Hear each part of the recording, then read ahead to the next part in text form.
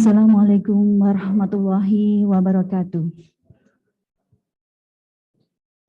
Kepada yang terhormat Direktur Utama RSC Dr. Rajiman Wedyo Dinilal Awang, yang dalam hal ini diwakili oleh Koordinator SDM dan Penelitian, Bapak Heri Juwanto SST SH, yang kami hormati Bapak Ibu Direksi, Koordinator, Subkoordinator, Kepala Instalasi, Ketua Komite, Ketua SPI. Yang kami hormati Bapak Narasumber Sosialisasi KP4 Kartu Permohonan Penambahan Penghasilan Pegawai, Bapak Alifian Fajar Erdiatma SH, dan yang kami hormati semua Bapak Ibu yang mengikuti kegiatan ini, baik secara luring maupun daring. Puji syukur Alhamdulillah kita diberi kesempatan dan nikmat untuk bisa berkumpul bersama dalam kegiatan pada siang hari ini. Izinkan saya Heni Pramutasari menyampaikan susunan acara kegiatan ini. Yang pertama adalah pembukaan, yang kedua doa, yang ketiga sambutan, yang keempat paparan materi, yang kelima diskusi atau tanya jawab, yang terakhir adalah penutup. Acara pembukaan sudah kita lalui bersama, selanjutnya adalah doa. Marilah kita berdoa bersama-sama agar acara yang kita lakukan pada kesempatan siang hari ini memberi manfaat dan juga berguna bagi semuanya. Berdoa menurut keyakinan dan agama masing-masing dipersilahkan.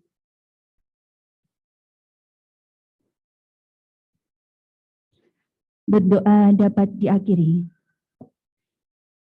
Untuk selanjutnya adalah sambutan. Sambutan dalam hal ini adalah perwakilan Direktur Utama oleh Koordinator SDM Penelitian, Bapak Heri Juwanto SST SH, kami persilakan. Bismillahirrahmanirrahim. Assalamualaikum warahmatullahi wabarakatuh. Selamat siang, salam sejahtera untuk kita semua. Yang kami hormati Ibu Direktur Utama yang saat ini mungkin bergabung melalui daring, yang saya hormati Bapak Direktur SDM Pendidikan dan Penelitian, yang saya hormati Ibu Direktur Perencanaan Keuangan dan Layanan Operasional, dan yang saya banggakan seluruh pegawai Rumah Sakit Jiwa Dr. Rajiman Wedyo Dinilal Awang. Kita merasa bangga bahwa kita bisa mendatangkan narasumber dari kantor PKN ya, jadi langsung. Mohon maaf Pak Alfian bahwa kami ini permasalahan di tunjangan ini masih banyak, jadi nanti mohon nanti bisa diberikan pencerahan. Syukur alhamdulillah di pagi di siang yang cukup terik ya, kita masih diberikan kesempatan kita bisa berkumpul di sini, bisa sosialisasi tentang KP4. Jadi Bapak Ibu nanti mohon untuk bisa mendengarkan secara seksama, dan apabila ada pertanyaan-pertanyaan yang terkait dengan perubahan tunjangan nanti bisa disampaikan secara langsung ataupun nanti akan ditampung oleh di pengelola SDM untuk bisa memberikan jawaban yang lebih akurat gitu ya, karena ada narasumbernya sendiri. Mungkin itu saja, mohon maaf apabila dalam penyambutan kegiatan ini kurang karena sponsornya sedikit ini. Tapi insya Allah banyak yang melalui daring, karena memang ada beberapa yang perlu disampaikan ke pegawai-pegawai kita terkait dengan perubahan-perubahan yang sekarang terjadi, terutama untuk tunjangan keluarga ini. Itu saja sambutan dari saya mewakili Bapak Ibu jajaran direksi. Ada kurangnya saya mohon maaf. Saya kira wassalamualaikum warahmatullahi wabarakatuh. Disampaikan terima kasih. Untuk selanjutnya langsung kepada acara inti, yaitu pemaparan materi KP4 oleh narasumber dari Badan Kepegawaian Negara Regional Jawa Timur. Kepada Bapak Alifian Fajar Adiatma SH, kami persilahkan.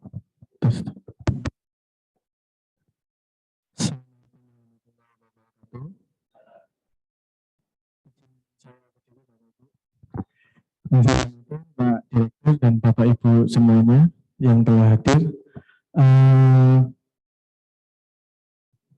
Untuk mengakhiri sesi ini, saya ingin menyampaikan bahwa pengisian form KP4 ini itu harus dilakukan secara rutin setiap tahunnya. Jadi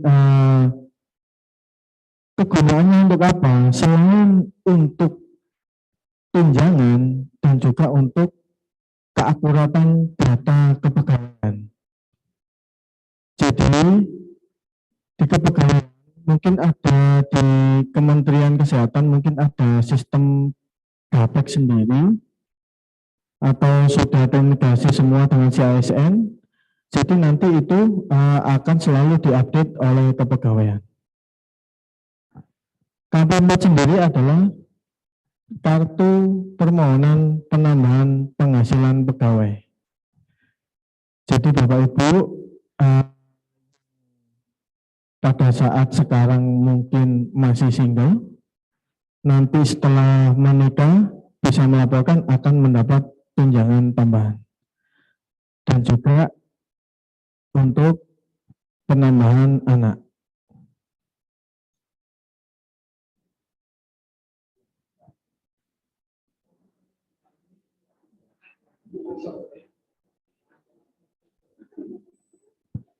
Apa itu KP4?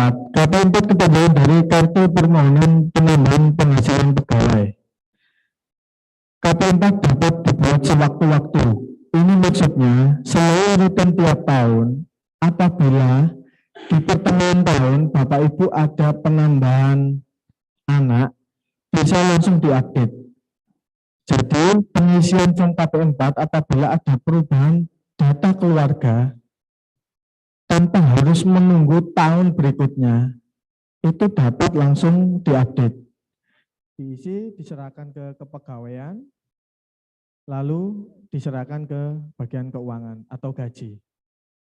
Nanti bulan berikutnya otomatis akan ditambahkan tunjangannya. Karena apa? Di samping gaji pokok, PNS diberikan tunjangan keluarga, tunjangan suami atau istri, dan tunjangan anak.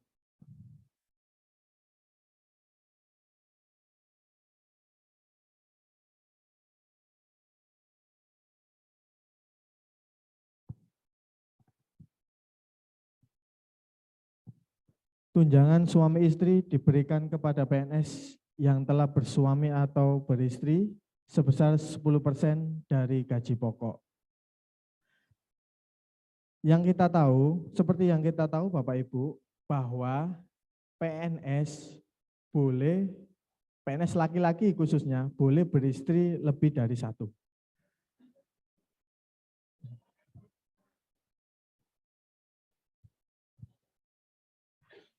Namun tunjangan yang didapat itu tetap 10%, meskipun jumlah istrinya lebih dari satu. Jadi bukan berarti satu orang 10%, jika dua istri 20%, bukan. Jadi porsinya tetap 10%. Jadi memang di aturan kita Bapak Ibu, PNS laki-laki boleh beristri 2, asalkan mendapat persetujuan istri pertama, dan juga mendapat persetujuan dari atasan tentunya. Mertua aman Pak. Tapi ini yang dicatatkan. Jadi jangan kebanyakan kasus di kami Bapak Ibu, itu banyak laporan yang terjadi adalah kawin yang tidak dilaporkan, alias kawin siri. Aman kalau tidak ketahuan Bapak. Nah, tapi kalau ketahuan nanti kena PP 94. karena berkumpul serumah tanpa ikatan suami istri. Jadi bagaimana ketika suami atau istri keduanya ini PNS, itu nanti tunjangannya tidak diberikan dua-duanya, tapi dipilih salah satu. Jadi dalam prakteknya itu dipilih yang tunjangannya atau gaji pokoknya lebih besar. Jadi contoh ada suami istri yang sama-sama PNS, jadi itu harus memilih tunjangan pasangannya itu ikut istri atau ikut suami. Jadi lebih baik Bapak Ibu memilih yang tunjangannya persentasenya nanti bisa lebih besar. Lalu selanjutnya adalah tunjangan anak.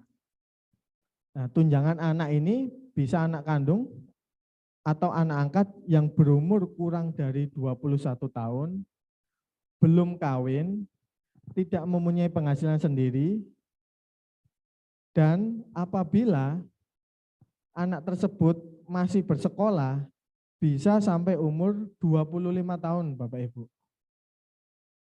Jadi jika ada anak Bapak Ibu di atas 21 tahun dan masih kuliah, itu tetap mendapat tunjangan anak sebesar 2% per anak. Itu dibuktikan dengan surat keterangan masih aktif kuliah. Jadi sampai umur 25 tahun. Namun jika ada anak Bapak Ibu yang di bawah 21 tahun tapi sudah menikah, itu sudah tidak dapat tunjangan. Tunjangan anak ini sendiri maksimal 2 orang anak. Jadi misal Bapak Ibu mempunyai 3 orang anak, semuanya di bawah 21 tahun, yang dapat dimasukkan daftar gaji dan mendapat tunjangan hanya 2 orang anak. Namun ketika anak pertama sudah melebihi 21 tahun atau sudah menikah, itu nanti anak yang ketiga bisa masuk menggantikan anak yang pertama. Jadi kuota tunjangan anak ini adalah maksimal 2 orang anak. Itu sudah termasuk jika ada anak angkat. Jika ada perubahan anggota keluarga, saran kami langsung dilaporkan saja. Jadi form KP4 ini selain untuk penambahan tunjangan juga untuk kontrol kepegawaian. Selain rutin diisi setiap tahunnya, apabila di pertengahan tahun ada perubahan anggota keluarga, bisa langsung diperbaharui dengan melampirkan jika yang suami istri akta nikah, jika anak bisa akta kelahiran.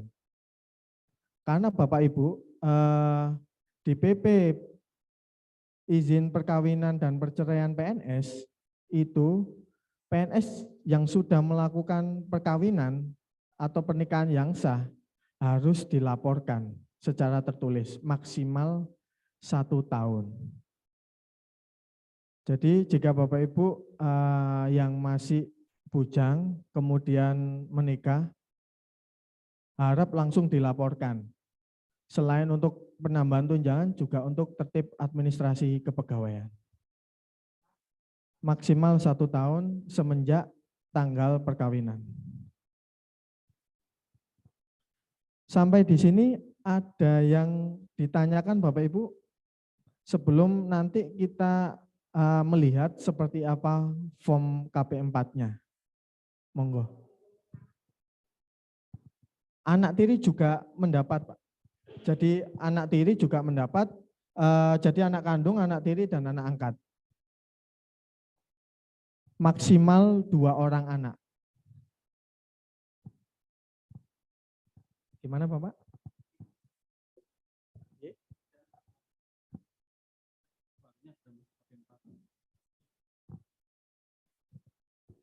Jadi untuk pencatatan memang dimasukkan saja di KP4. Namun nanti di data ketika sudah ada, jadi gini Pak, ketika suami istri PNS, masing-masing harus memasukkan ke KP4. Jadi untuk data. Nah, untuk masalah pembayaran tunjangannya, itu jika sudah dipilih ikut suami, otomatis di sistem Kemenkyu itu sudah tidak bisa nambah lagi tunjangannya. Tapi untuk tertib administrasi harus sama-sama dicantumkan.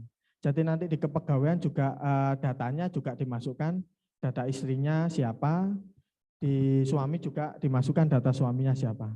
Namun daftar gaji nanti tetap hanya satu, sudah otomatis ini. Tapi ketika ada perubahan itu harus jika beda kantor agak susah Pak, ketika mau pindah ikut tunjangannya. Jadi harus di sana konfirmasi dulu yang suami, kemudian jika ingin tunjangannya ikut yang istri, baru bisa dimasukkan ikut yang istri.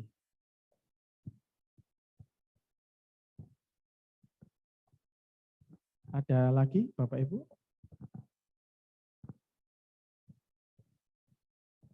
Untuk anak yang ketiga, proses memasukkan datanya itu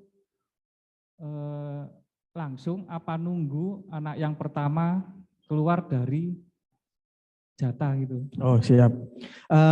Untuk anak yang ketiga, kenapa kita harus mengisi form KP4 ini rutin setiap tahun? Karena ketika ada penambahan itu akan terupdate. Meskipun anak ketiga kita masukkan ke form KP4.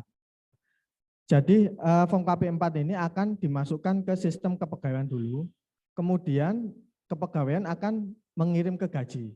Nah, ketika ada daftar anak ketiga, ini nanti jika sudah terrecord ke sistem keuangan, itu nanti akan otomatis keganti.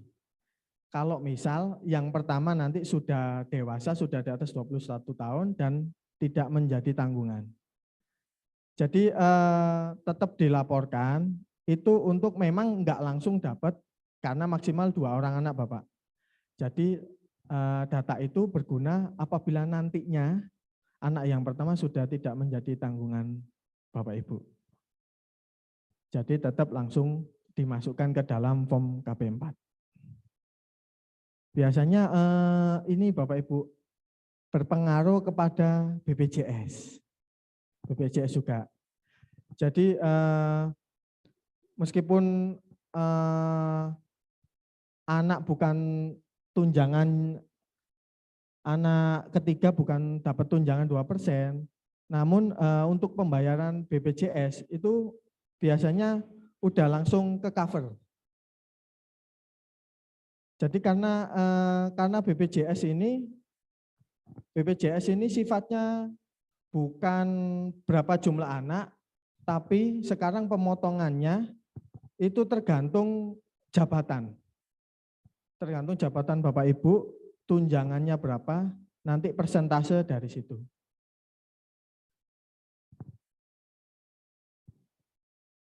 Mungkin ada yang lain Bapak Ibu? Izin tanya, kalau misalnya tadi disebutkan bahwa anak angkat juga bisa dimasukkan di KP4, jumlahnya berapa? Misalnya kalau saya ngambil anak angkat 1 panti misalnya, itu berapa jumlah yang masih dimasukkan? Kemudian dokumen legalnya yang untuk dimasukkan di KP4 seperti apa? Terima kasih. Terima kasih Pak. Jadi meskipun anak angkat juga maksimal 2. Jadi 2 orang anak maksimal ini bisa di dalamnya ada anak angkat 1, anak kandung 1, atau bisa anak angkat semua bisa. Jadi maksimal 2 orang anak. Nah, untuk menunjukkan legalitasnya tentu saja ada legalitas sendiri dari pengadilan, seperti itu Bapak. Jadi apalagi diperkuat dengan anak angkat tersebut masuk ke dalam KK Bapak. Itu akan memperkuat jika itu menjadi tanggungan dari Bapak Ibu.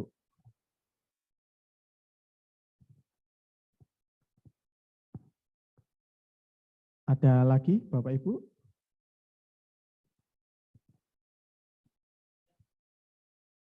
Syaratnya kakak. Syaratnya untuk memasukkan anak ketiga itu seperti anak-anak sebelumnya Bapak. Jadi akta kelahiran. Jadi akta kelahiran untuk sistem di keuangan itu cukup akta kelahiran saja. Jadi misal anak baru lahir, otomatis pengurusan administrasi kakaknya masih lama.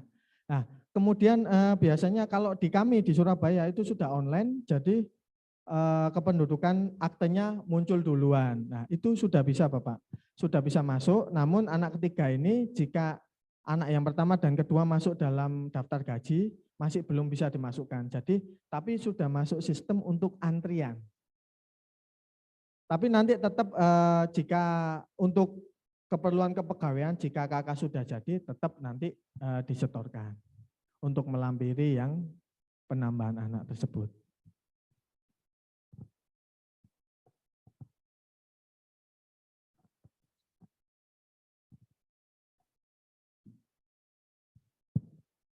Mungkin ada yang bertanya dari Zoom ini, ada yang dari Dokter Ana nggih. Monggo Dokter Ana bisa open mic.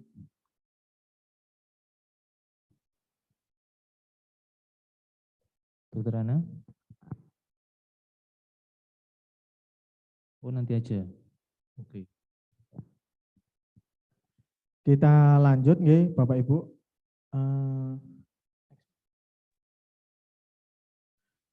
Ini materi bisa diunduh di sini ya Bapak Ibu.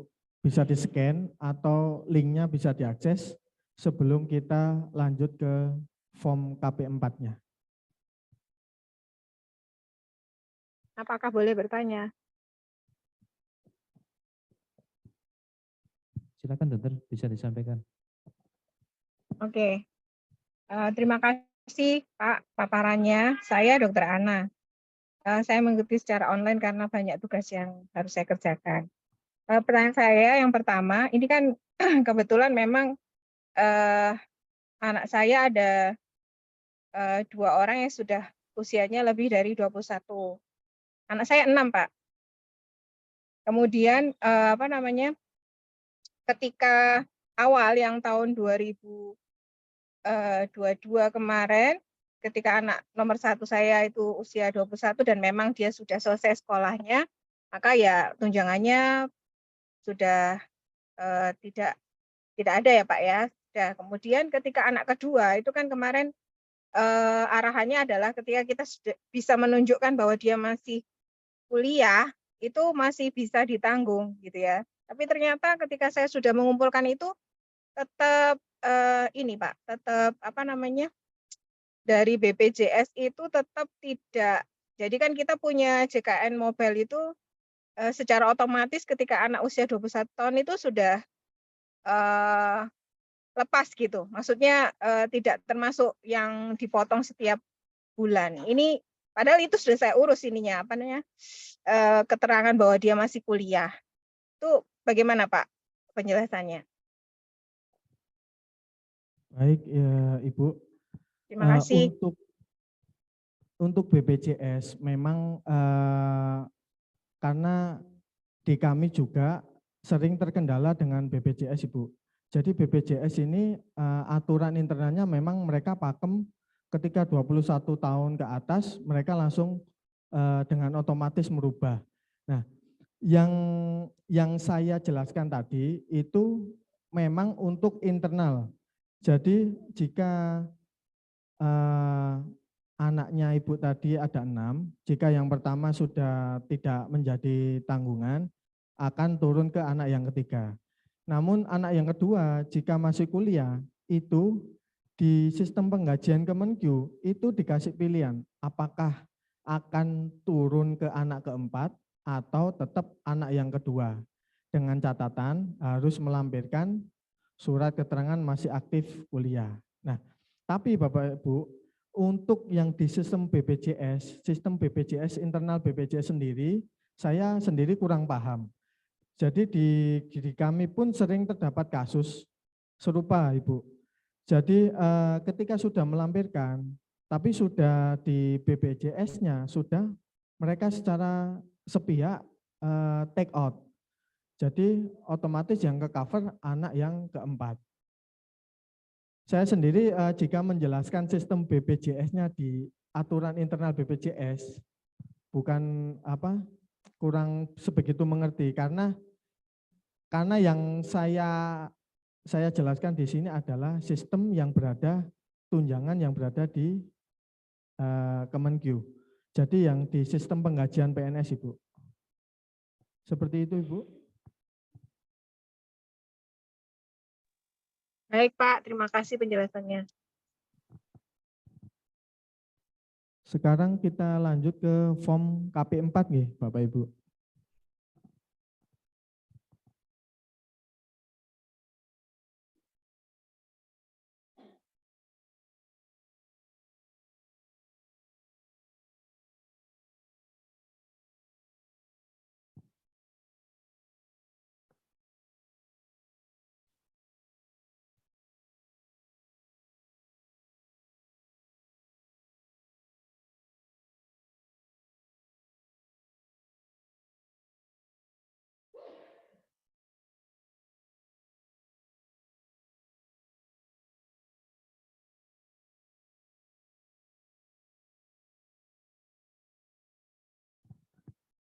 Ini adalah form KP4 Bapak Ibu. Saya mau bertanya apakah Bapak Ibu pasti sudah pernah mengisi, apakah sama dengan form yang saya tayangkan Bapak Ibu?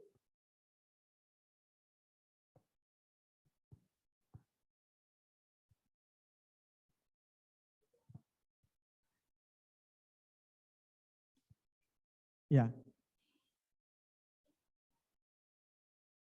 Oh, jadi memang untuk format ini meskipun bukan yang ada kotak-kotak gini, yang penting informasi di dalamnya sama.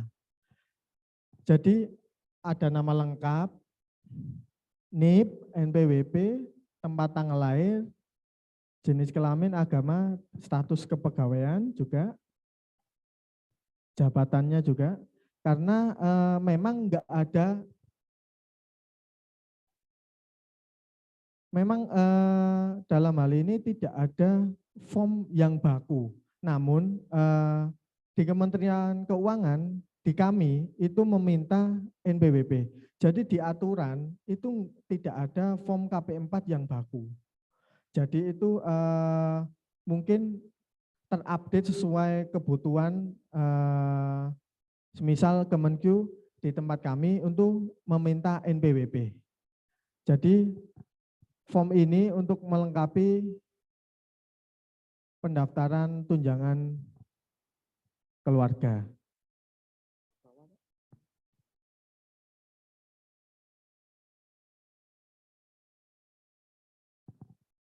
Di sini ada juga mengisi gaji menurut gaji PP gaji yang terakhir adalah PP nomor 15 tahun 2019.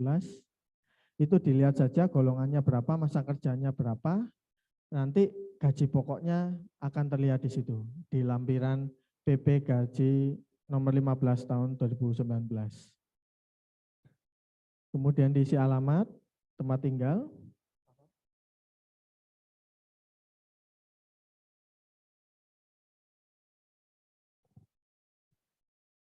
status kepemilikan rumah juga di kami sarankan juga wajib Bapak Ibu karena ini untuk informasi data di keuangan. Di samping jabatan utama mendapat penghasilan juga sebesar apa? Misal Bapak Ibu sebagai PNS juga ditunjuk sebagai ketua komite apa apabila ada penghasilannya. Dan juga apabila mempunyai pensiunan janda sebesar, apabila ini ada pegawai yang suami istri adalah PNS, yang satunya nyun sewu sudah meninggal, akan mendapat pasangan akan mendapat pensiunan janda atau duda, ya itu juga dimasukkan. Kemudian diisi susunan keluarganya. Pasangan dan anak yang menjadi tanggungan. Jadi yang ini adalah yang anak masih menjadi tanggungan ya Bapak Ibu.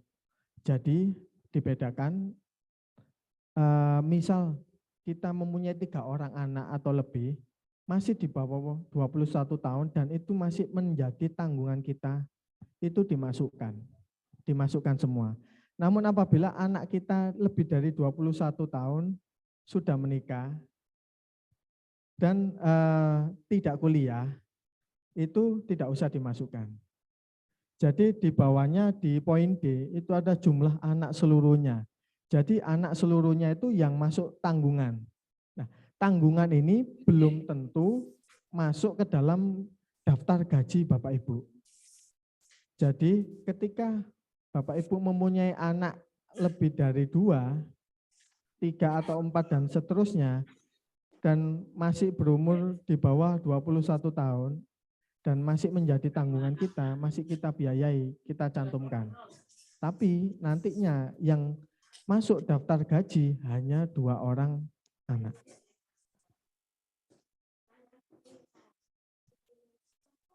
Kemudian mengetahui minimal pejabat eselon 3. Apabila sudah penyetaraan, di sini Nyun Sewu sudah tidak ada eselon 3 nggih Pak? Nah, itu nanti harus Pak Direktur. Karena kebijakan di KPPN harus minimal eselon 3. Seperti itu Pak.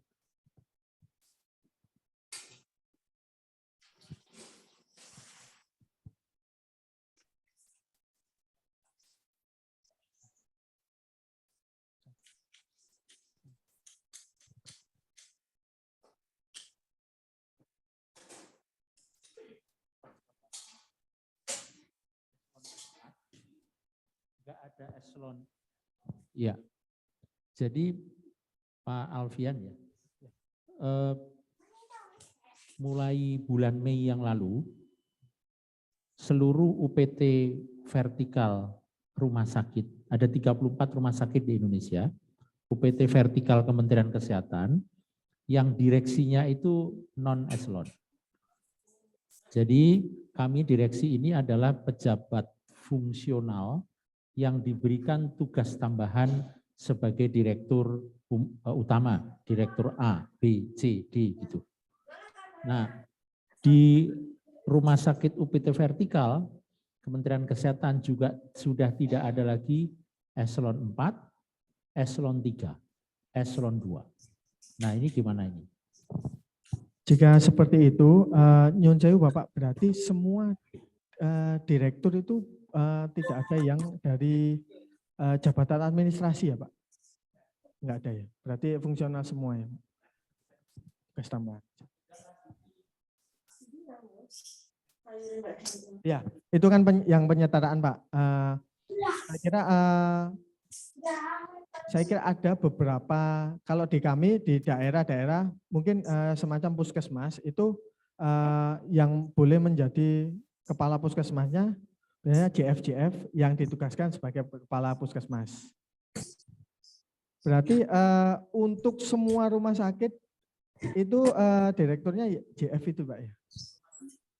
Kemenkes, rumah sakit Kemenkes.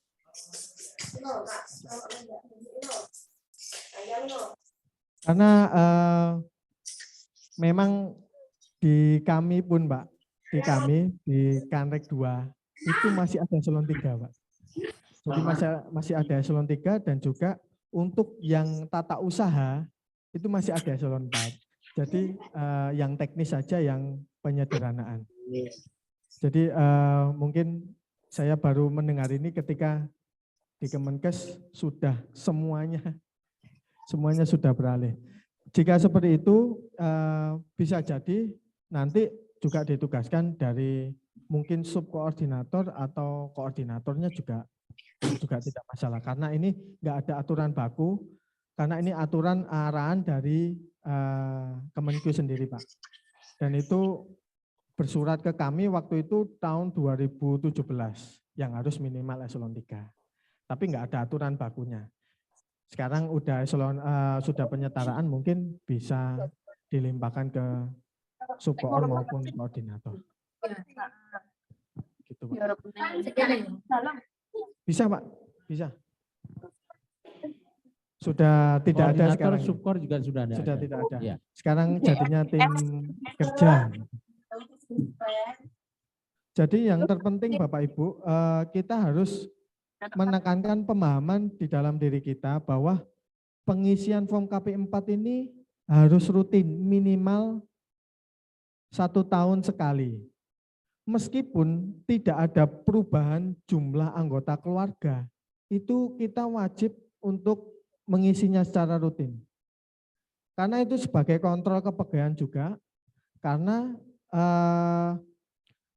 jika tidak ada kontrol, itu nanti takutnya tiba-tiba yang bersangkutan lalai akan disuruh pengembalian, Bapak.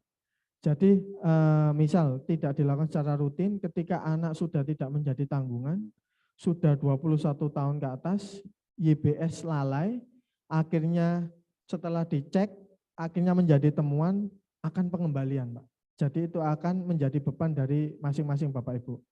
Jadi dilakukan secara rutin setiap awal tahun. Di kami dirangkap 2, satu untuk kepegawaian dan satu untuk bagian gaji. Seperti itu.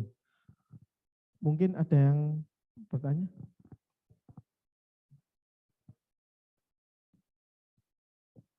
Ini pertanyaan titipan ini, Pak.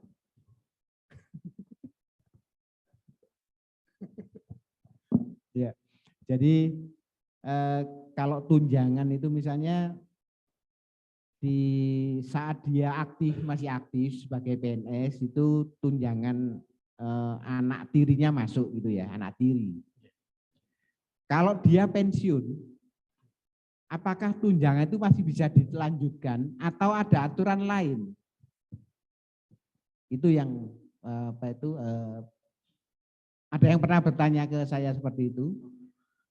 Jadi untuk anak tirinya karena memang masih sekolah ya, jadi usianya usia sekolah, terus dia ya tinggal satu itu yang maksudnya yang jadi tanggungan gitu.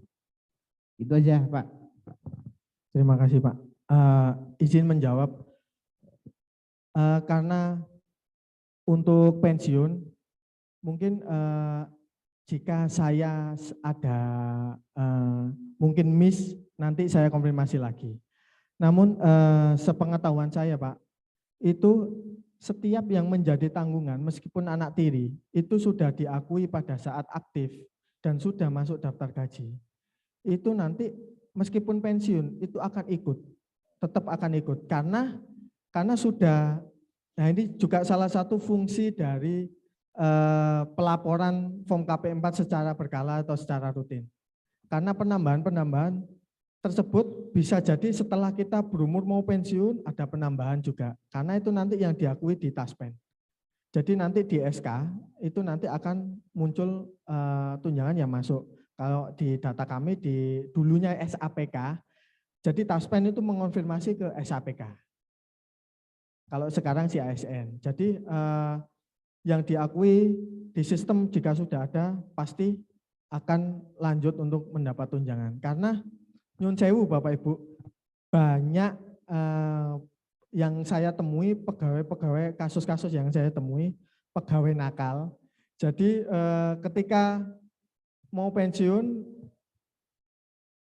terus nikah lagi, terus anaknya juga didaftarkan, jadi biar bersambung gitu terus tunjangannya, Pak. Itu terjadi pada kantor saya sendiri, Pak. Jadi beliaunya ini anak-anaknya sudah dewasa semua, sudah tidak mendapat tunjangan, istrinya sudah meninggal. 2 tahun sebelum pensiun beliau menikah lagi, jauh lebih muda, anaknya masih kecil. Nah itu beliaunya secara kasar bilang ini strategi juga katanya. Seperti itu, Bapak Ibu.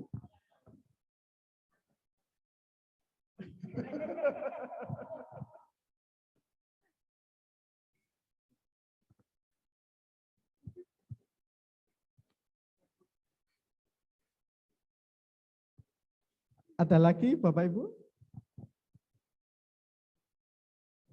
Ya, Assalamualaikum. Saya Hasim, boleh naik ke atas sedikit Mas Hasim formnya.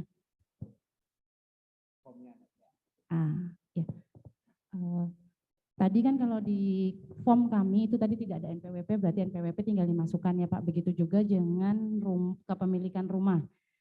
Berarti kita akan memasukkan juga di form yang nanti berlaku. Yang mau saya tanyakan terus di situ juga ada alamat atau alamat tempat tinggal. Nah, ini yang mau saya tanyakan, yang harus ditulis di situ sesuai dengan KTP atau tempat tinggal. Karena selama ini yang saya mintakan itu sesuai tempat tinggal. Kenapa? Karena mungkin ada beberapa teman-teman dari kami itu yang kakaknya itu di Blitar, kakaknya itu di Tulung Agung. Jadi saya minta sesuai dengan tempat tinggal. Itu benar atau enggak? Satu itu. Terus yang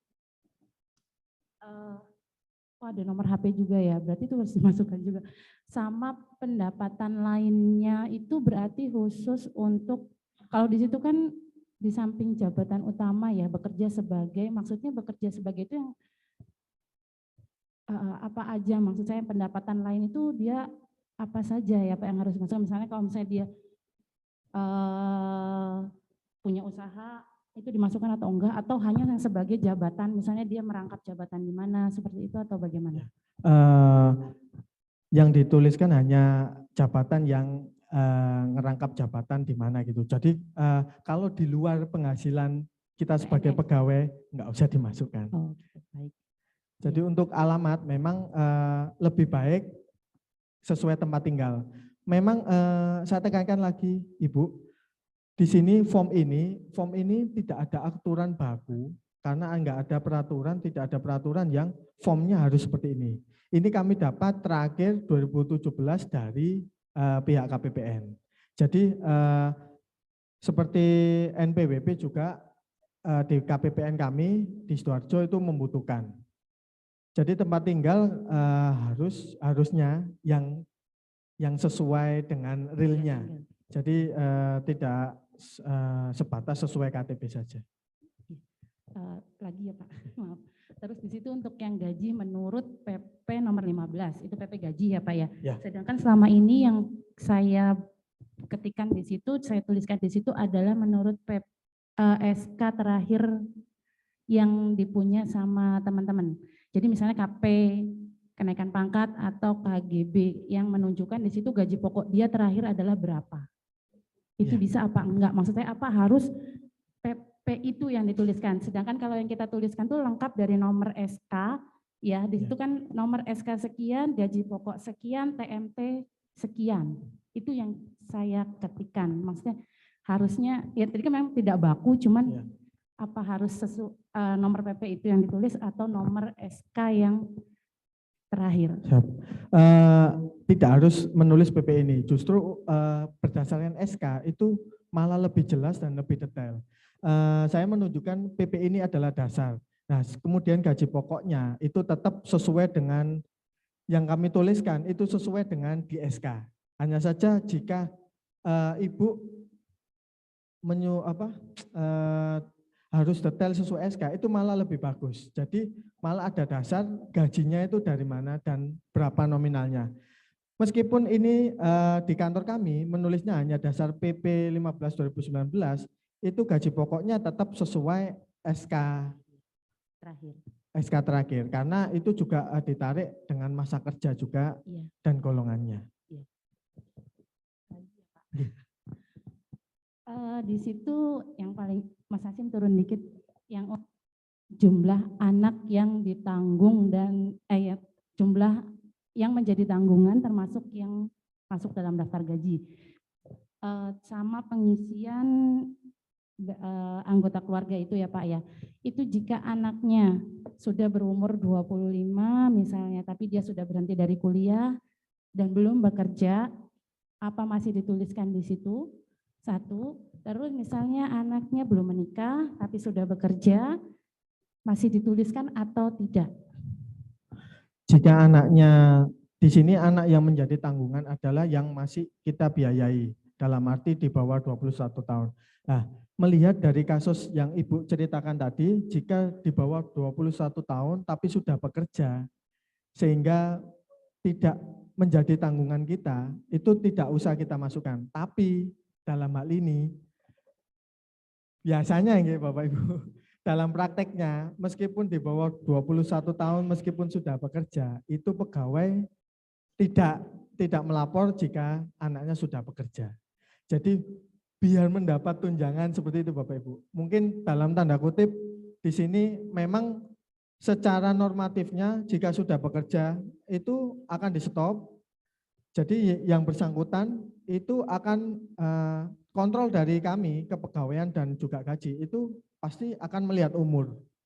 Ketika usia masih di bawah 21 tahun, ketika yang bersangkutan melaporkan bahwa yang bersangkutan anaknya ini sudah bekerja, pihak gaji akan stop tunjangannya. Nah, tapi dalam prakteknya jarang ada pegawai yang seperti itu, Bapak. Jadi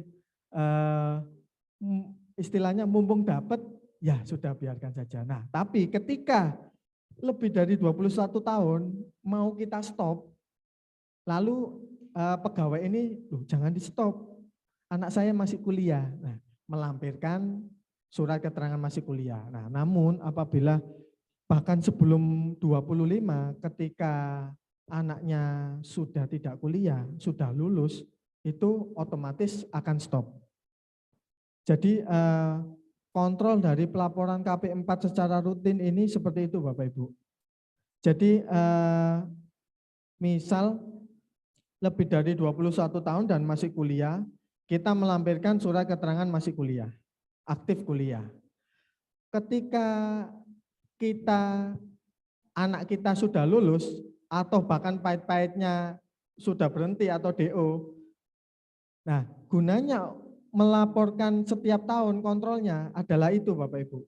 Jadi kita tahu anak ini masih kuliah atau enggak. Karena kecenderungan pegawai nyun sewu, meskipun anaknya sudah lulus pun, itu jika kita tidak menekankan bahwa harus lapor rutin setiap tahun, pasti tidak akan memberitahu sampai umurnya 25. Seperti itu Bapak Ibu. Sanksinya ya itu Pak, pengembalian itu tadi. Pengembalian mungkin 2%, mungkin enggak dirasa per bulannya. Tapi jika itu sudah menumpuk, lumayan Pak. Masih lagi ya Pak.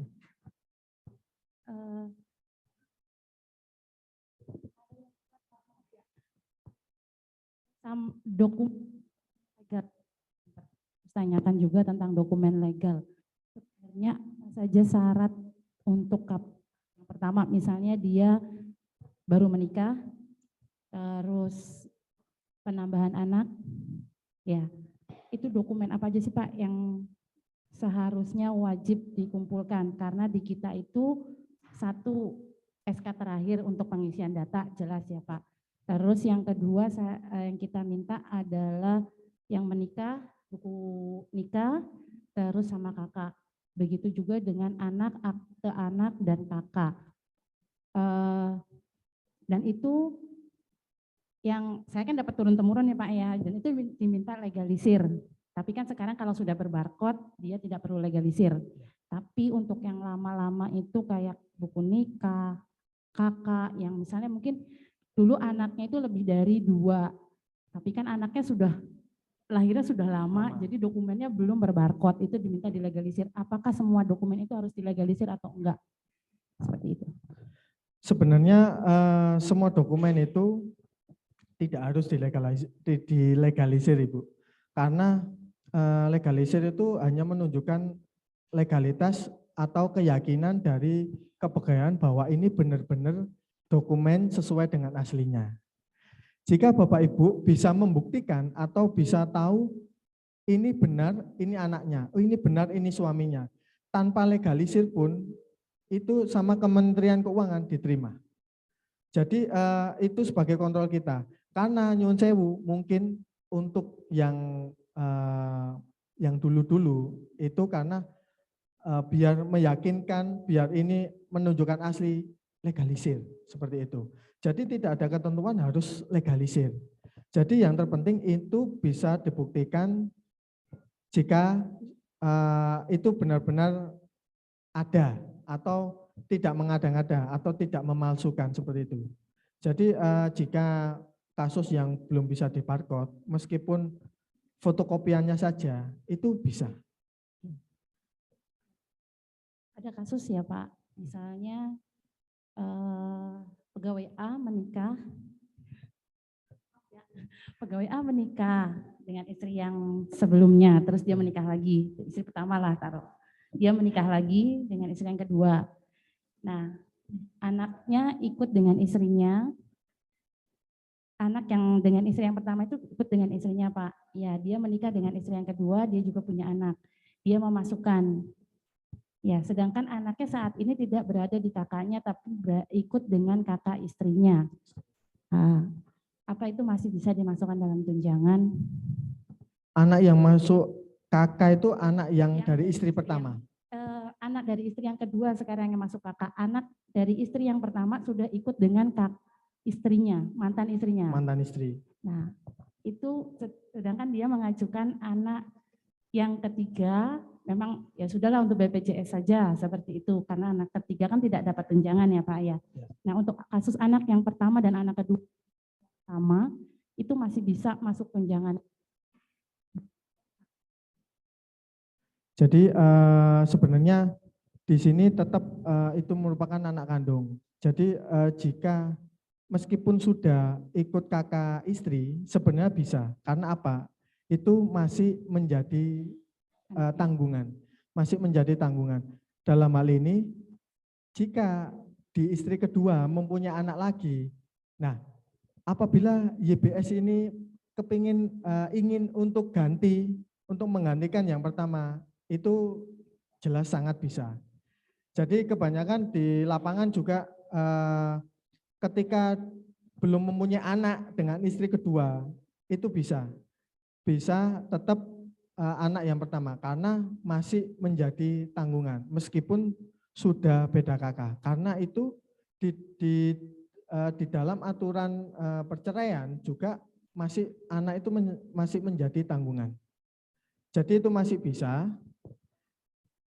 Maka dari itu syarat wajib sebenarnya sih selain akte juga kakak. Namun itu bisa ketika bercerai dan juga istrinya ada lagi, itu masih bisa.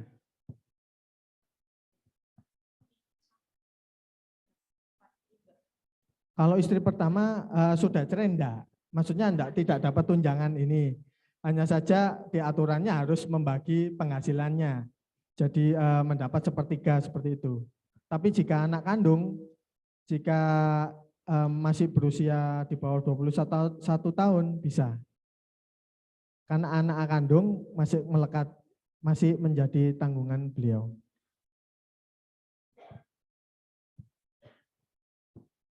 Kalau untuk yang bercerai, Ya.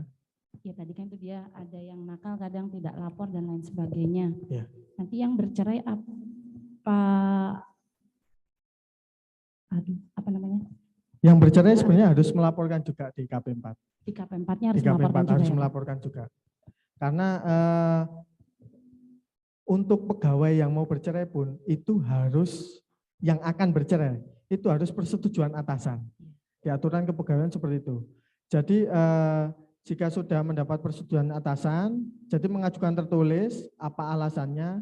Jika atasan menyetujui, terus proses, kemudian sudah bercerai, harus melaporkan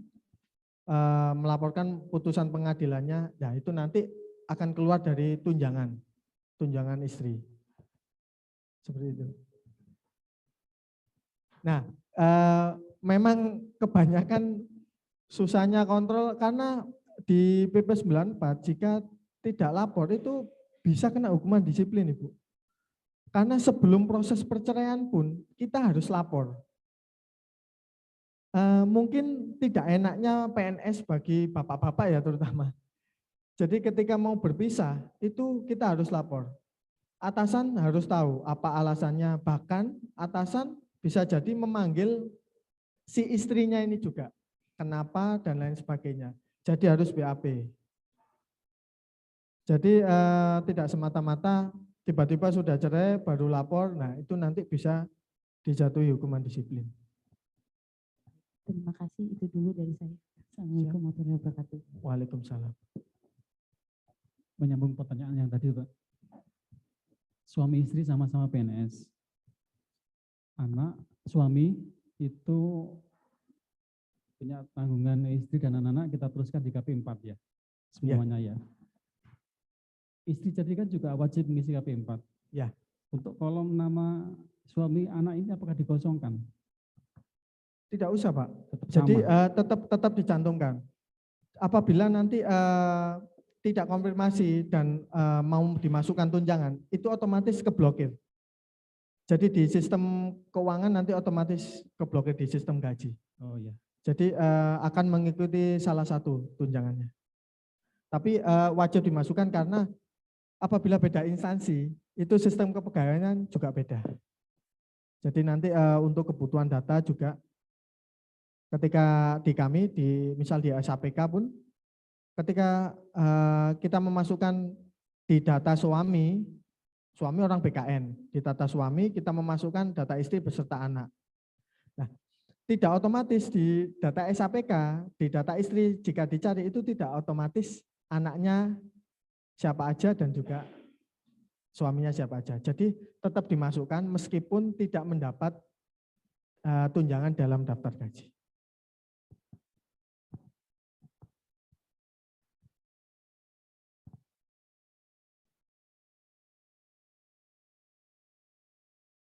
Ada yang lain Bapak Ibu? Ya Bapak.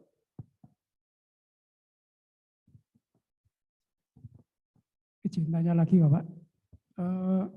Kebetulan ini pertanyaan titipan. Kalau misalnya dalam satu keluarga, kebetulan anaknya 2 dan anak pertama ini kebetulan lulus sekolah SMA, seharusnya kan memang sudah dicabut nih. Tapi kebetulan karena si anak setelah lulus sekolah ini masuk di perguruan tinggi, yang kebetulan misalnya contohnya masuk di STAN, dia dapat tunjangan atau dapat beasiswa dari STAN. Itu apakah tetap masuk di KP 4? Tetap masuk Bapak. Tetap masuk. Jadi tetap masuk. dapat 2. Kalau misalnya di STAN kan, kalau dulu masuk di STAN itu dia gratis. Kemudian setelah kalau nggak salah semester 2 itu dia dapat gaji kalau nggak salah. Nah itu apakah tetap nanti dapat tunjangan juga di KP 4-nya itu? Jika jadi ini kasusnya di atas 21 tahun ya Bapak. Jika masih sekolah meskipun di STAN itu kan juga istilahnya juga kuliah. Jadi hanya di sana itu kuliahnya gratis karena kan dibiayai negara. Jadi itu tetap bisa masuk Bapak. Selama umurnya di bawah 25 tahun.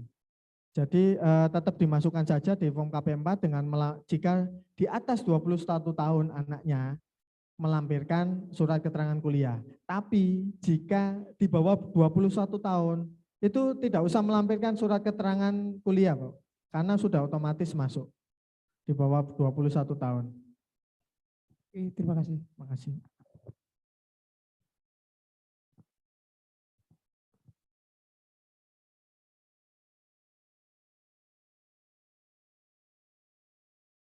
Ada yang lain Bapak, Ibu?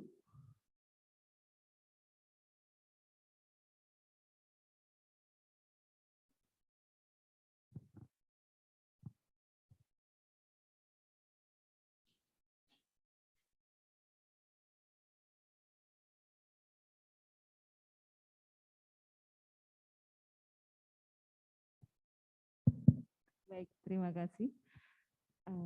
Tadi disampaikan bahwa secara rutin harus dilakukan pengisian setiap tahun gitu ya, untuk meminimalisir risiko-risiko kalau misalkan mak bedunduk gitu terus ternyata harus mengembalikan gitu kan ya. Pertanyaannya begini, simpel sebenarnya. Jadi kapankah kita, misalnya anak saya tahun 2024 nanti itu usianya 21 tahun di bulan Februari. Nah, kapan saya harus melakukan pengajuan perubahan ini, gitu. Jadi apakah misalkan 2 atau 3 bulan sebelumnya atau bagaimana? Terima kasih. Terima kasih. Jadi kenapa kita harus melaporkan atau membuat form KP4 ini secara rutin setiap tahun? Karena itu nanti dapat dilakukan pemetaan. Jadi di bagian gaji, khususnya di kepegawaian dan juga di bagian gaji itu akan melakukan pemetaan. Jika di awal tahun akan bisa diprediksi anak pegawai si A itu sudah tidak mendapat tunjangan pada saat Agustus nanti. Jadi gunanya itu, jadi nanti akan terkontrol, sudah dipetakan. Jadi ketika lapor di awal tahun, kemudian anak kita sudah bekerja dan di atas 22 tahun, misal sudah tidak kuliah di bulan Agustus, itu akan otomatis dipotong di gajinya. Jadi gini Bu, kegunaan untuk melaporkan setiap tahunnya itu sebagai kontrol di kepegawaian, itu nanti bisa terlihat, bisa dipetakan. Nantinya yang tunjangannya bisa gugur di tahun itu siapa aja. Seperti itu Ibu. Cut off-nya di Agustus atau bagaimana ya? Kamu tadi disampaikan di bulan Agustus. Apakah itu contoh atau bagaimana? Oh, contoh Ibu. Oh, begitu. Jadi, semisal anak saya di bulan Agustus sudah berumur 22 tahun. Oh gitu. Oh jadi 21 tahun tuh masih dapat tunjangan gitu. Maksimal 21 tahun masih dapat. Begitu menginjak 22 baru dia terputus gitu ya, Ya. harusnya. Oh gitu, baik. Berarti kalau misalkan umur 22 tahun misalnya masih kuliah, kapan kita mengajukan untuk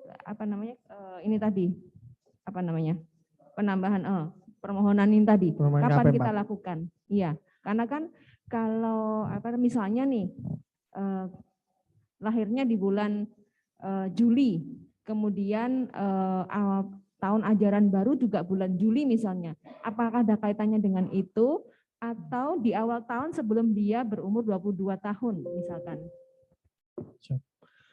Jadi masuk kuliah itu normalnya itu pasti di bawah 21 tahun. Jadi ketika sudah masuk kuliah dan juga ketika sudah berjalan beberapa semester menginjak mau 22 tahun, nah itu disarankan sebelum umur 22 tahun di awal tahunnya ketika pengumpulan form KP4 itu langsung melampirkan keterangan masih kuliah, masih aktif kuliah. Jadi nanti sebagai warning untuk kepegawaian dan gaji jika nanti di tahun tersebut akan dilanjutkan tunjangannya. Jadi tidak langsung di cut off. Seperti itu.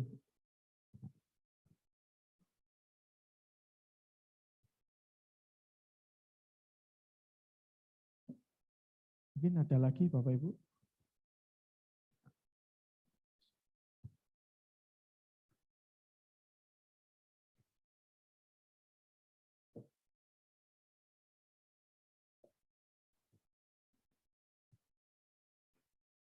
Di Zoom ada beberapa pertanyaan Pak Alifian. Yang pertama, apabila kakak suami istri berbeda karena beda rumah, istri PNS, anak ikut kakak suami, apakah anak bisa mendapatkan tunjangan anak? Jadi kakak suami istrinya berbeda, jadi enggak satu kakak. Satu kakak. Ya, beda rumah. Istrinya PNS. Anak tapi ikut kakaknya suami.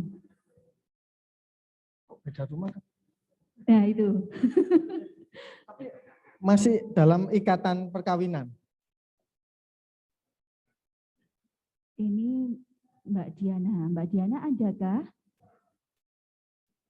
Mungkin Mbak Diana bisa raise hand untuk menjelaskan bedanya ini karena apa? Sudah pelaporan menikah dan lain-lain belum? Ada Bu Ani. Oke, mungkin bisa dibacakan langsung pertanyaannya. Ya, jadi saya sama suami itu masih ikatan pernikahan. Karena anak kami 4, jadi 2 ikut kakak saya, 2 ikut kakak suami gitu. Kalau sementara ini kan yang masuk di anak yang masuk di kakak itu cuma 1. Kalau nanti saya mau ngajukan lagi anak yang kedua itu, kalau yang diajukan yang ikut suami itu bisa apa enggak?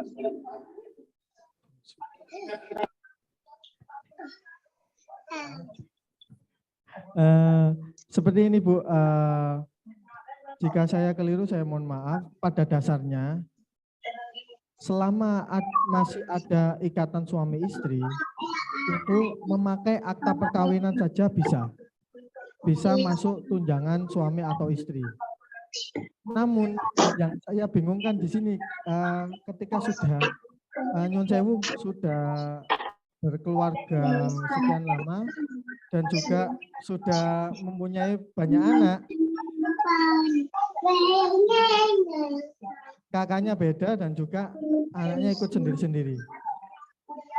Nah ini karena memang secara aturan ketika masih anak dalam satu kakak dan juga anak kandung itu meskipun beda kakak itu masih bisa. Tapi yang saya bingungkan di sini kenapa jadi, suami istri jika baru menikah itu kita langsung mendapatkan tunjangannya itu memakai akte nikah aja langsung bisa, sama Kemenkyu langsung mendapat tunjangannya. Nah nanti itu untuk membuktikan itu adalah suami istrinya juga melampirkan kakaknya. Nah di sini jika saya keliru ketika ada kasus seperti ibu tadi yang kakaknya beda dan anaknya ini harusnya bisa. Jika anaknya yang masuk masih 1 harusnya bisa. Maaf Bapak, walaupun anaknya yang ikut kakak suami bisa? Nyun Sewu yang PNS suami istri atau? Istri aja. Istri saja? Iya. Harusnya bisa ya Ibu, harusnya. Iya. Karena ada akte.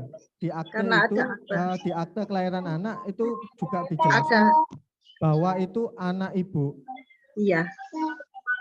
Berarti Namun bisa ya Bapak? apabila di dalam prakteknya saya keliru, saya mohon maaf karena Nyun Sewu Ibu, saya baru ini menemui kasus tersebut. Iya Bapak, terima kasih banyak. Nanti Ya. mungkin bisa saya coba gitu ya Pak untuk mengajukan begitu ya.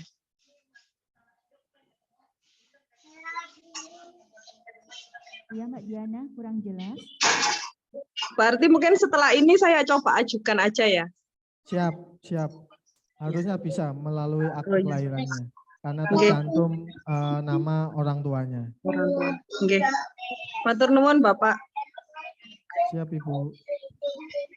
Untuk selanjutnya Pak Alifian, belum nikah tapi punya anak angkat, bisa apa enggak dibayarkan tunjangannya?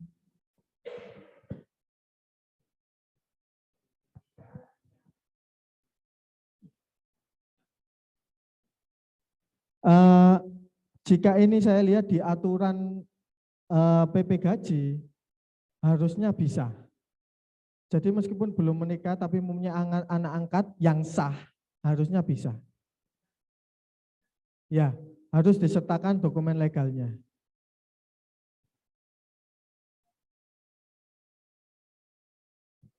Yang selanjutnya, misal baru menikah karena terbatasan waktu dan jarak belum sempat urus KK dan KTP bersama suami, tapi hanya ada akta nikah. Apakah bisa memenuhi persyaratan tunjangan suami? Tadi mungkin saya. Bisa, dan itu sudah saya buktikan. Jadi kenapa dulu itu yang bikin membuat pegawai itu malas melapor Pak, itu karena masih belum ngurus KK yang baru, untuk penambahan anak juga masih belum dimasukkan KK gitu. Jadi langsung saja akte itu bisa langsung dilampirkan. Apabila aktenya legalisir malah memperkuat. Tidak legalisir pun bisa. Yang selanjutnya, Saya rencana mau memindahkan tunjangan suami dan anak untuk ikut saya. Untuk pengisian KP4, saya mengurus tunjangan dulu atau bagaimana? Terima kasih. Ini maksudnya memindahkan tunjangan suami dan anak, berarti suaminya PNS gitu nih? Iya, kayaknya seperti itu. Jadi sebelumnya ikut suaminya. Berarti. Oh gitu. Ini diurus dulu tunjangannya. Jadi ketika beda instansi itu rada rumit. Jadi diurus dulu tunjangannya, nanti bisa ketika sudah lepas dan ingin berpindah, baru bisa diganti, baru bisa dipindah. Jadi tetap lapor KP4 tetap, tapi jika ingin memindahkan, itu tunjangannya harus diurus dulu, tunjangan di suami, agar bisa dilepaskan dulu, terus lalu diganti yang ke istri.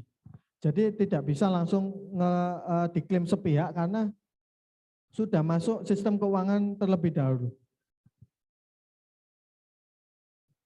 Untuk setiap pegawai berarti wajib mengisi form KP4 walaupun tidak untuk mendapatkan tunjangan anak. Wajib Bapak Ibu, karena itu kontrol kepegawaian juga. Jadi meskipun anak sudah dewasa tetap mengisi, karena di situ ada pasangan. Jika tidak ada pasangan tetap diisi karena sebagai kontrol juga, oh berarti sudah tidak ada yang ditambahkan, berarti sesuai dengan kepegawaian. Karena itu sebagai dasar juga kita di kepegawaian itu apabila ketika PNS mau pensiun, tiba-tiba mempunyai anak lagi kecil dan tidak melaporkan lewat KP4, tidak melaporkan ke kepegawaian, nah nanti itu akan resiko di SK pensiunnya nanti. Nah, ketika yang bersangkutan protes, SK pensiunnya kok tidak ada anak saya. Nah, itu sebagai dasar KP4 pembuktian juga bagi kepegawaian. Karena beliaunya tidak pernah melaporkan anaknya. Yang selanjutnya, mohon izin bertanya, untuk kriteria anak yang sedang kuliah ini, apakah ada kriteria kuliahnya harus S1 atau bisa program profesi, S2 dan sebagainya? Mungkin anaknya suka kuliah ini, Pak. Bisa, meskipun S1, S2, bahkan S3, asalkan di bawah 25 tahun, maksimal kan 25 tahun, asalkan tidak melebihi 25 tahun, boleh. Jadi meskipun di atas 25 tahun, 26 tahun, masih S1 pun itu sudah tidak dapat tunjangan.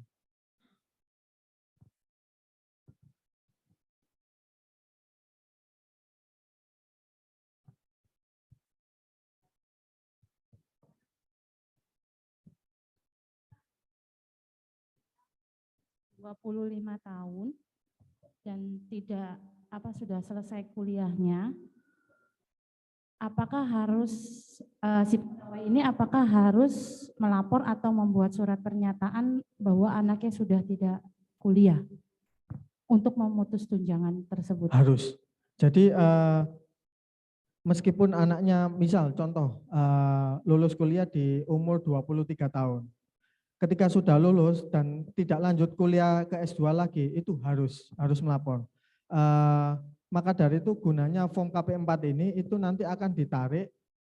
Banyak pegawai yang nyun sewu bandel, tidak melapor jika sudah lulus. Nah, ini kontrol dari pelaporan KP4 rutin tiap tahun. Ketika ada surat keterangan masih kuliah, itu nanti akan tertera semester berapanya. Jadi itu nanti bisa dikontrol dari kepegawaian jika normalnya 8 semester, itu bisa langsung, jika melebihi dari itu bisa langsung ditanyakan apakah sudah lulus atau tidak. Ini maksud saya kalau misalnya usia dia udah 25. Sudah 25. Sudah 25, harus melapor bahwa dia sudah untuk memutus tunjangan itu loh Pak, karena dia sudah 25 tahun. Untuk memutus jika yang bersangkutan masih kuliah misal.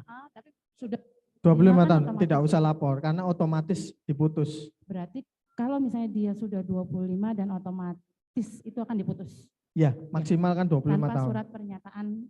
Tanpa surat pernyataan. Jadi udah otomatis.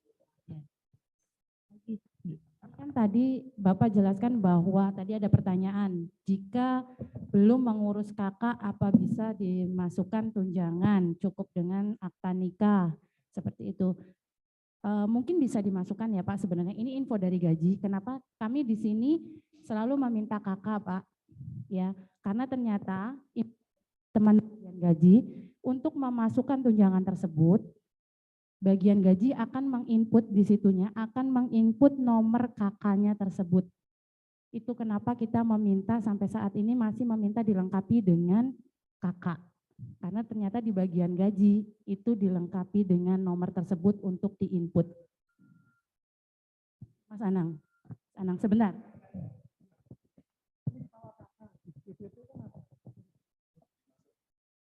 GPP berarti nginput nik sama kakak gitu. Karena mohon maaf yang tadi saya jelaskan, karena saya di kepegawaian Bapak, bukan di penggajian. Karena selama saya untuk pegawai kami, itu kami setor ke bagian keuangan itu hanya aktenya saja, bulan depannya bisa masuk. Nah, saya belum tahu apakah di GPP gaji dari dulu memang harus memasukkan nomor kakak. Oh baru, oh siap. Berarti terima kasih Pak, mohon maaf berarti untuk sekarang harus wajib melampirkan kakak, kakak yang terbaru yang sudah tercantum anggota keluarganya, ngoten nggih Pak. Mungkin berarti untuk penomoran di GPP gaji itu ketika memasukkan anak, otomatis nomor kakak kan tidak berubah. Berarti itu bisa pakai akte, meskipun anaknya belum masuk ke kakak. Nomor KTP YPS, itu dari dulu atau baru semua ya Pak?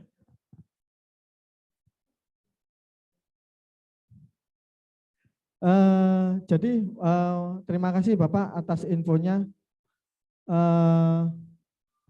Mohon maaf ada tambahan, mungkin ada revisi jika yang sekarang di aplikasi GPP menurut infonya jadi harus masuk di dalam KK. Meskipun anak juga jadi harus masuk ke dalam KK agar terlihat nomor KK-nya dan nomor KTP-nya. Ngoten nggih, Bapak. Terima kasih, Pak. Kalau ada nomor NIK dan harus ada kakak, untuk yang beda kakak tadi bagaimana? Untuk yang beda kakak, pasti saya nggak tahu GPP sekarang itu apakah terkoneksi dengan Dukcapil ya Pak? Belum. Jika belum terkoneksi dengan Dukcapil, saya rasa masih bisa sih Bu. Oke. Minta dua-duanya. Itu lebih valid. Ya, karena nanti kalau koneksi dengan Dukcapil harus ada nomor kakak gitu ya. Ya, kalau saya kira sudah terkoneksi. Kalau sudah terkoneksi kan satu kakak sudah otomatis muncul semua yang di dalam keluarganya. Nyun sewu Bapak, untuk aplikasi GPP itu yang terbaru mulai tahun berapa?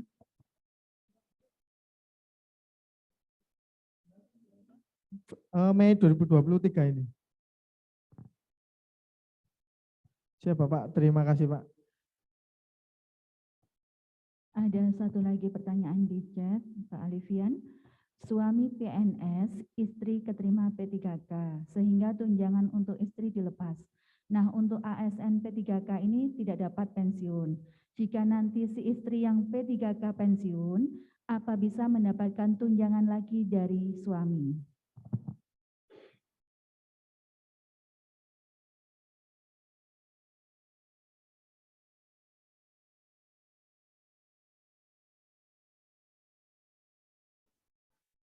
Tunjangan istri kok dilepas?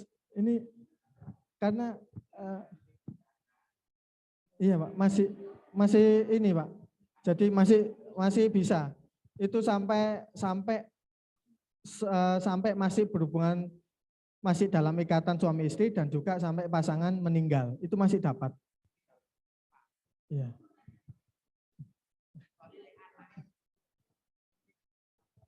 Iya, jadi meskipun keterima P3K juga masih dapat. Bu Sri Sudarmi ada? Iya ada. Iya, oke. Mungkin bisa didengarkan jawabannya Pak Alifian, Bu. Tapi itu kok berarti BPJS kesehatan saya sudah tidak aktif itu, Bu. BPJS itu nanti mungkin bisa dilakukan updating data karena mungkin sama seperti kasus di kantor saya itu tiba-tiba datanya masih banyak yang miss. Mendadak tiba-tiba bahkan ada anak pegawai itu statusnya meninggal padahal masih hidup. Jadi itu kita nggak tahu mungkin aplikasi dari BPJS atau bagaimana. Jadi itu langsung kami urus ke BPJS-nya akhirnya normal kembali. Oh, jadi itu nanti solusinya saya harus datang kemana, Pak?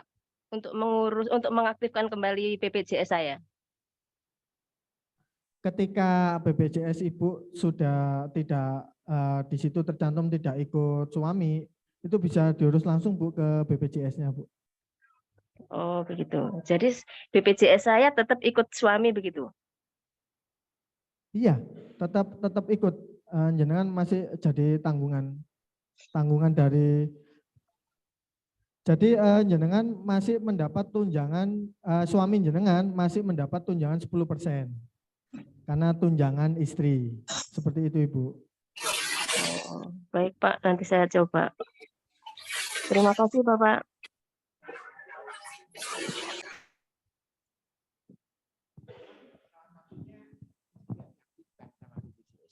Jadi kalau sama-sama ASN-nya, kalau itu sudah didaftarkan ke BPJS, maka yang diakui itu yang peserta. Jadi yang dia ikut suami itu biasanya enggak aktif. Tidak aktif berarti dalam arti gini, jika BPJS membuat kepesertaan sendiri, berarti otomatis tetap aktif kan Pak? Maksudnya? Iya, jadi gini, kalau dia ini kan baru diterima P3K, terus kan ada pemotongan untuk biaya, BPJS, ya iuran BPJS. Artinya dia juga sebagai peserta sendiri. Peserta sendiri. Nah, betul. yang dia dulu ikut sebagai istri, ya ikut pengikut namanya apa ya? Kalau kepesertaannya. Iya. Oh, jadi itu pasti satunya akan dinonaktifkan. Yang diakui biasanya pesertanya sendiri yang jadi ini maksudnya itu ikut suami itu dalam hal kepesertaannya, bukan tunjangan 10% itu tadi.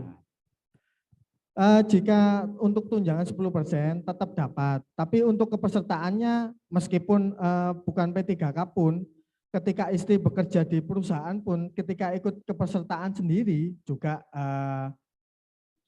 tetap sendiri untuk BPJS. Untuk BPJS memang untuk pembiayaan, tapi nominal yang dipotong untuk PNS itu meskipun kepesertaannya istri sendiri itu dipotongnya tetap persentase. Ini info terakhir dari keuangan seperti itu. Jadi tidak melihat kepesertaan yang ditanggung ada berapa, nanti dipotong berapa, tidak. Tapi persentase dari tunjangan yang didapat. Seperti itu.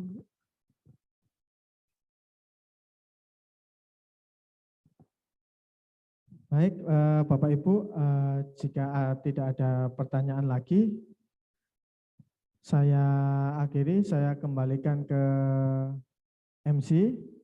Apabila ada salah-salah kata maupun yang kurang berkenan dari saya mohon maaf. Saya akhiri. Wassalamualaikum warahmatullahi wabarakatuh. Waalaikumsalam warahmatullahi wabarakatuh.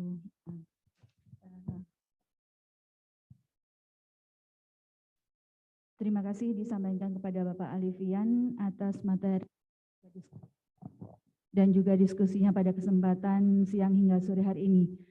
Sebelum kita akhiri kegiatan hari ini, mungkin ada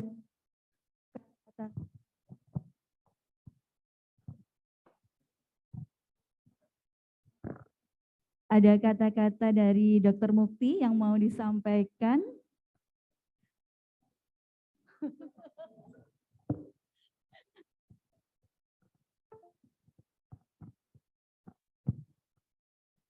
Baik, terima kasih Pak Alfian sudah memberikan pencerahan kepada kami di Rumah Sakit Jiwa Dr. Rajiman ini. Semoga nanti Bapak Ibu yang sudah mendengar ini maupun yang belum bisa menularkan ya. Jadi KP4 ini wajib diperbarui setiap tahun. Jadi enggak tahu nanti siapa Pak Eko. Pak Eko KP4 siapa Pak Eko? Ya, ya nanti Pak Eko yang ya. Jadi nanti pokoknya di awal tahun buat edaran Pak Eko ya untuk mengupdate KP4 karena memang sudah diinfokan bahwa ini wajib untuk dilakukan pengisian setiap tahunnya untuk mengontrol barangkali ada tunjangan-tunjangan yang akan habis atau mungkin terlewat. Itu saja mungkin dari kami. Mohon maaf Pak Alfian kalau ada hal-hal yang kurang berkenan. Saya akhiri, wabillahi taufiq wal hidayah. Wassalamualaikum warahmatullahi wabarakatuh. Terima kasih disampaikan kepada Pak Heri. Demikianlah Bapak Ibu semuanya kegiatan kita pada kesempatan hari ini. Jadi mungkin ada sedikit kesimpulan yang saya sampaikan.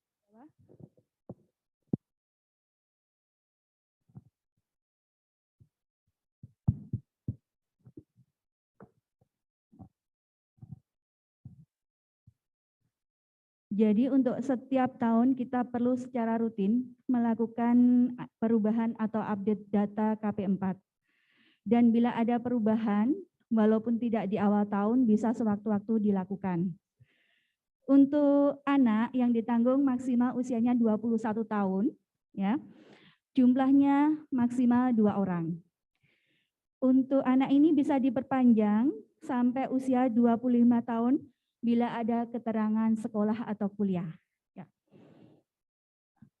Untuk jangka waktu atau batas maksimal pelaporan menikah atau penambahan anak, ya seperti itu. Kalau penambahan anak bisa sewaktu-waktu, begitu lahir bisa dilaporkan.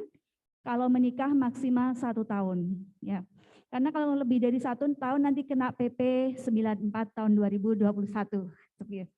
Itu mungkin ringkasan yang bisa saya berikan pada kesempatan sore hari ini. Sebelum saya akhiri, saya sampaikan sebuah pantun. Hari libur pergi jalan-jalan, berwisata ke Malang Selatan. Mari Bapak Ibu KP4 rutin kita lakukan. Untuk tertib administrasi kepegawaian. Demikianlah kegiatan kita pada siang hingga sore hari ini. Saya akhiri. Wassalamualaikum warahmatullahi wabarakatuh.